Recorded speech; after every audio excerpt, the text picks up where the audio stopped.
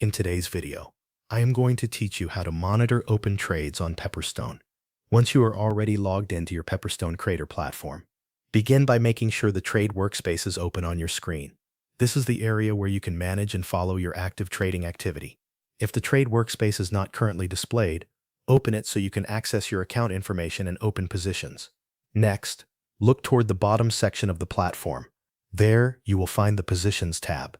This tab is where Pepperstone Trader shows all of your currently open trades in one place. Click on the Positions tab to bring up the full list of active positions. After the tab opens, review the list carefully. You will see each trade that is currently running in your account. This view helps you keep track of everything that is open without needing to switch between charts or other areas of the platform. For each position, check the key trade details shown in the list. Focus on the symbol so you know which market the trade belongs to. Then look at the quantity to confirm the trade size. You should also review the direction to see whether the position is a buy or a sell order. After that, check the entry price to see where the trade was opened.